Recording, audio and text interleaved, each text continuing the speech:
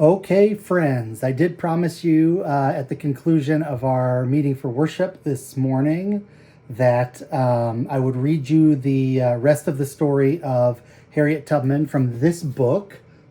It's Holy Troublemakers and Unconventional Saints by Daneen Akers. It is a great book. If you've never seen this, you got to check it out. Just amazing people from all over the world, different times.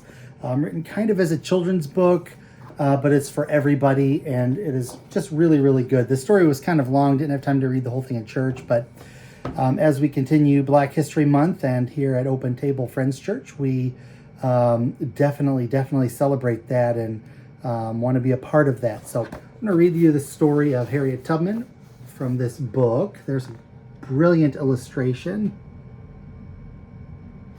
Absolutely love it. Okay, so for those of you who missed this morning's meeting for worship, I'll just start at the beginning, and here we go. The year is 1828. The place is Dorchester County, Maryland, on the plantation of Anthony and Mary Thompson.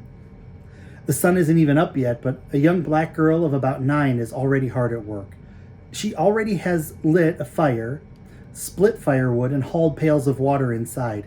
Now she's nervously shushing the little Thompson baby she is supposed to care for. She rocks his cradle and sings softly to him. Her name is Harriet.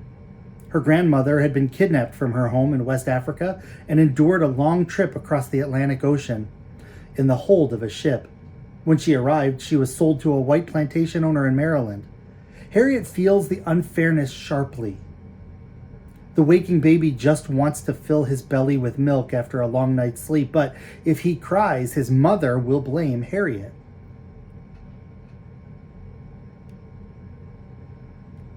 And being blamed means the baby's mother, Mary Thompson, will whip Harriet. One morning, Mary whipped Harriet 5 times before breakfast. Harriet can still feel the scars and remember the searing pain. This wasn't right. She knew deep down that it was wrong for her and her family to be forced to work for free every day of their lives. They lived in fear of violence with little to eat, little to keep them warm at night, and no hope of any change, just the fear that they could be sold to another plantation where the situation could be worse. This young girl will later be known as Harriet Tubman. At 9 years old, however, she was called Araminta, or Minty for short. Harriet was actually her mother's name that she adopted after she escaped slavery. Little Minty would grow up to become one of the most famous Americans of all time. Known for many daring and dangerous trips helping other enslaved people escape the cruelties of slavery through the network of safe houses known as the Underground Railroad. Minty's mother encouraged her to smile and be polite to the slaveholders, hoping to keep her little daughter working the somewhat easier jobs indoors. Just smile and be polite to Master and Mrs. no matter what they do, Harriet's mother advised her. But Harriet can't bring herself to pretend to be happy at all times in the house. Her older sister can play that part without revealing her true feelings, but Harriet always had a spark deep in her bones that resisted. The law might say she is property of Anthony and Mary Thompson, but she knows it isn't right for any person to be owned by another person. She knows she should be free, even though she doesn't have the words for that idea yet. The slave holders can sense this resistance in Harriet, and they keep finding reasons to punish her, to break her spirit, but her spark only grows brighter. When she was about 12, Harriet was sent to work in the plantation fields. The work was physically exhausting, and even though she was small, she became incredibly strong. She could drive a team of oxen all day long.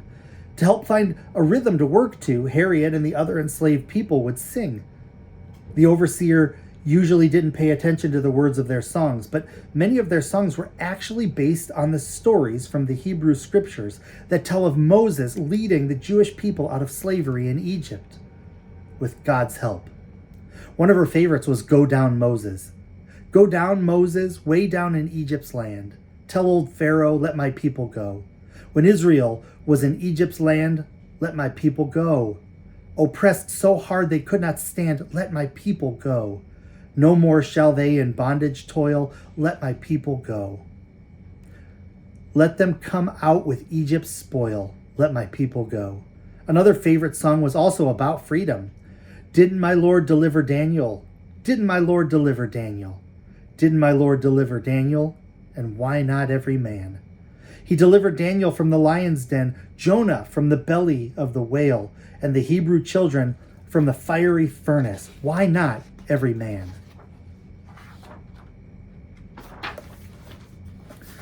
When Harriet sang these songs with dozens of other enslaved people working hard under the intense sun, she vowed to herself that one day she would be free.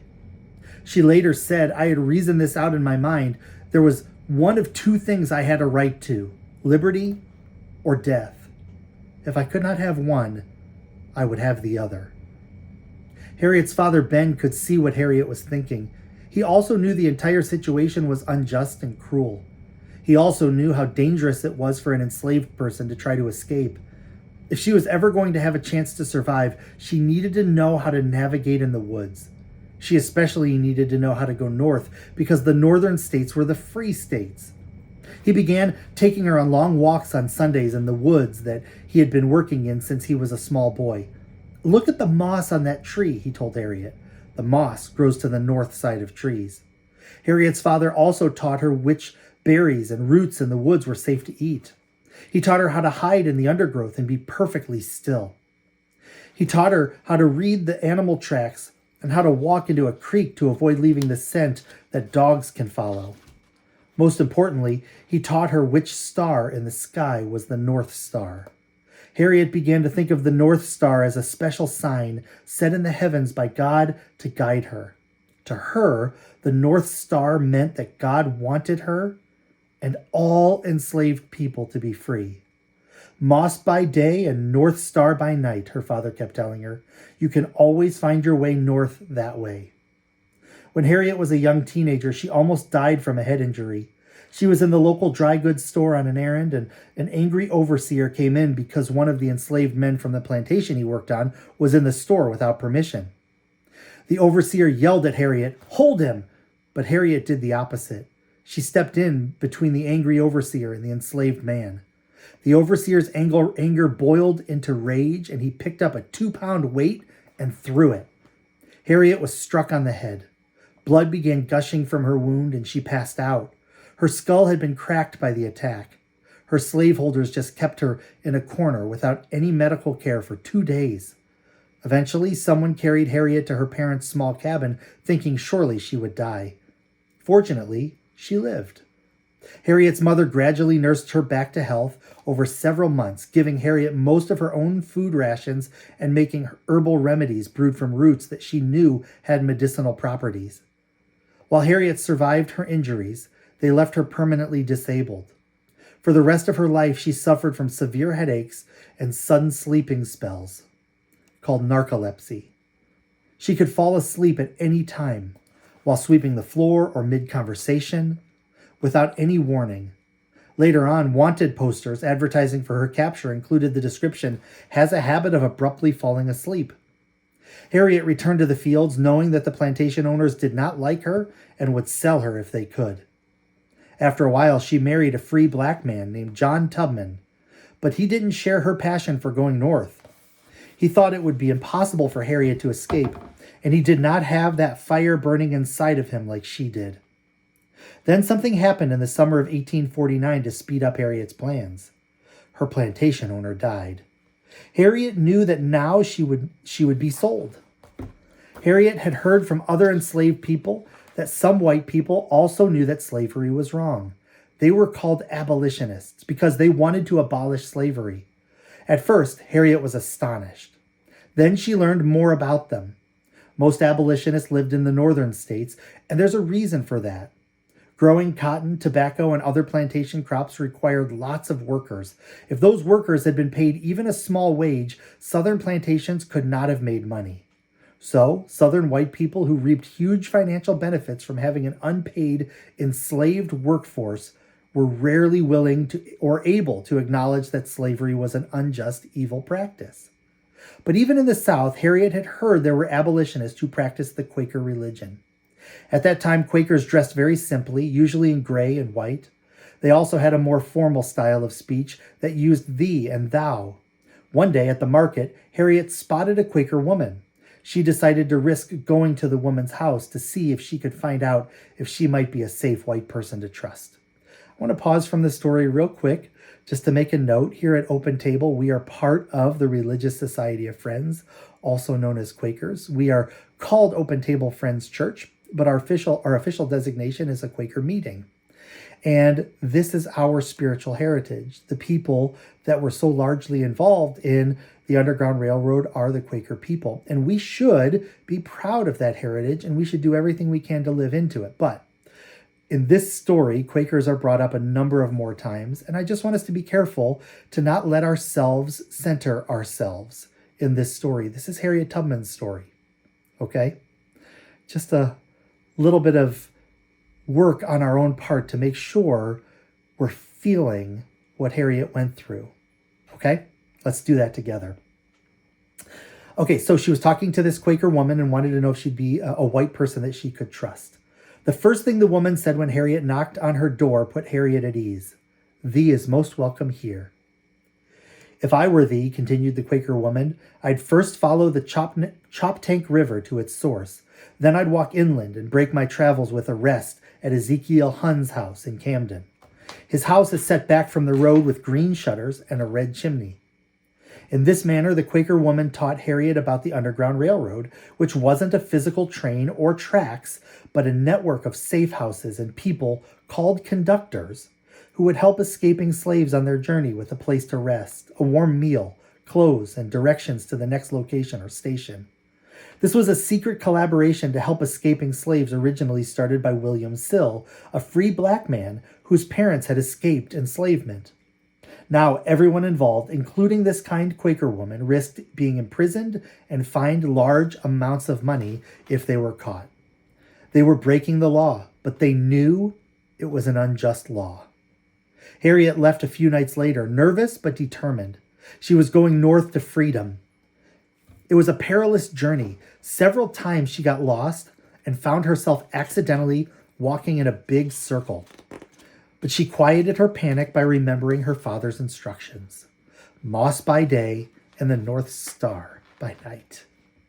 She traveled by night as much as possible, looking up whenever she was in a clearing to find that bright, beckoning North Star. She just keep on following the star, she told herself. She hummed bits of the deliverance songs she used to sing, which not only calmed her but helped remind her of her deep belief that God meant for all people to be free. Whenever she could, she walked right down the middle of a creek to help hide her scent trail because she knew that the white slaveholders searching for her would use hunting dogs to try and find her. With the instructions from the Quaker woman seared into her memory, Harriet found Ezekiel Hunn's house, the first safe house on her journey north. He and his wife Eliza gladly took her in, gave her a big breakfast, and put her into bed in their guest bedroom. Harriet had never been so grateful for a bed. She slept for a full day, but she wasn't safe yet. She still had at least 2 more days of traveling to get to the, 2 more days of traveling to get to the Pennsylvania state line where she could finally be free. But there was a reward being offered for her return, and patrollers lurked everywhere. She had to be careful. After a short rest at another Underground Railroad house, Harriet started off for what she hoped was the final leg of this risky trip. She knew to look for a free black man who would be waiting to give her a ride across the bridge that was heavily guarded. Harriet tried to keep a sharp lookout, but one of her sudden sleeping spells overtook her. Luckily, she was in a forested area and hidden, but she woke with a start, realizing that patrollers looking for her were nearby. They finally gave up, and she managed to find safety at the house of Thomas Garrett, another conductor on the Underground Railroad. He led her upstairs to a secret room hidden behind a bookcase. His shoe shop was underneath, so Harriet had to be still and as quiet as possible. The next day, Harriet stepped over the line into Pennsylvania and felt her heart leap. She was finally free. Later, she described how she felt in that moment. I looked at my hands to see if I was still the same person now that I was free. There was such glory over everything. The sun shone like gold through the trees and over the fields, and I felt like I was in heaven. Harriet went to Philadelphia to find work. She worked hard every day doing laundry, baking pies, selling produce, and doing other jobs, but now she was free. Her week's wages were hers to keep. She could decide for herself where to live, whom to work for, and what to do with her precious little free time. But Harriet wasn't content just being free herself. She missed her family, and she worried that her siblings might get sold further south. And so, despite enormous risks, Harriet became a conductor on the Underground Railroad. She returned to Maryland in the fall of 1850 to help her brothers escape. Ultimately, Harriet returned to the South 13 times to help enslaved people escape, and she led between 70 and 300 people to freedom. She gave countless others directions and advice on how to find the Underground Railroad safe houses. She was the first woman to become a conductor on the Underground Railroad, and she was also the most successful. Later, she liked to say, "I never lost a passenger." Harriet became known as Moses because she led enslaved people to freedom just like Moses did. She used songs commonly sung by enslaved people, songs which are now called spirituals, as secret signals. All of the enslaved people on the plantations where Harriet traveled knew these songs too. They had sung them daily as motivation, as rhythm aids while they worked together, and as symbols of solidarity. These songs never raised suspicions of the white overseers because they thought that singing slaves meant happy slaves. The overseer didn't realize that, right under his nose, enslaved people were planning their escape. Songs like "Go Down Moses," "Follow the Drinking Gourd," "Steal Away Jesus," and "Swing Low, Sweet Chariot" all contained coded messages. The home, or heaven, was the North, or Canada. Egypt meant the slave states of the South, and Moses was Harriet, whose reputation grew in legend on every trip. The reward for her capture grew with every trip too, so Harriet kept coming up with disguises and new ideas for escapes. She still had to deal with effects of her head injury, but she kept returning to Egypt to lead more people to the freedom and the promised land. She felt that God had called her to this task and imbued her with special gifts and protections. She'd hide in the woods near the enslaved people's cabins or next to a field and sing a verse from the song like "Swing Low, Sweet Chariot." "Swing low, sweet chariot," she would sing, "coming for to carry me home. Swing low, sweet chariot, coming for to carry me home." Then she'd pause for a moment. A voice, sometimes two or three, would sing the next verse. Then word would spread that Harriet was ready to lead a trip north. She'd come back at night and she'd start off again on the journey north with her new passengers. When the Fugitive Slave Act of 1850 passed, it became law in the entire U.S. that an escaped slave in any state could be taken back to the South. That meant Harriet had to conduct her passengers all the way north to Canada. When the Civil War broke out in 1861, Harriet immediately offered her services to the Union Army. At first, she was a cook and a nurse. Her knowledge of herbal remedies that she'd learned from her mother and used frequently in the woods while leading people to safety helped her to save countless Union soldiers who were ill from infections and injuries. Soon, she was able to use her immense knowledge of the woods and ability to gain valuable information as a spy and a scout. She became the first woman to lead an armed raid for the U.S. when she led the Union soldiers along the Combahee River, deep into Confederate territory in South Carolina, where 700 enslaved people were freed, many of whom joined the Union Army as soldiers. After the war, Harriet settled in Auburn, New York. She cared for her aging parents as well as anyone who was in need, even though she herself had very little money. She grew produce to sell and took any other jobs that she could to earn income. Her time working in the Army had not been documented formally, so while she deserved a veteran's pension, she had to fight for more than 30 years to get paid all that she was owed by the U.S. government. It finally took an act of Congress and the influence of many friends with government connections to get even part of what the government owed her. Harriet never stopped working for equality and freedom for everyone. After the Civil War, she worked to give women the right to vote and to improve the lives of newly emancipated, formerly enslaved people, especially those who were elderly. In 1896, with the help of the African Methodist Episcopal Zion Church, she purchased land near her house to open the Tubman Home for aged and indigent Negroes. When she became too old to live on her own, she moved into the home herself. Harriet died in 1913, surrounded by people who loved and appreciated her. Even on her deathbed, Harriet was thinking of others. As she neared death, Harriet told the gathered group, "I go to prepare a place for you." Harriet is buried in Auburn, New York at Fort Hill Cemetery and received full military honors. She became a symbol of astounding courage and determination. In 2016, the U.S. Treasury announced plans to put Harriet's portrait on the $20 bill. Still waiting for that to happen. Here's hoping. She would be the first African American person ever to be on paper money in the U.S. and the first woman in 100 years. And then at the end of this story, it just says this: use your imagination. What are some ways you could help others be free? There, friends, is the story of Harriet Tubman, as written by Daneen Akers in her book Holy Troublemakers and Unconventional Saints. So, Black History Month. Let's keep the history going. What stories do you know? What stories don't you know? When you see one, take time to read or listen to it. And let's learn together. Let's learn to be people who are helping others to be free in every conceivable way. Thank you. Good night.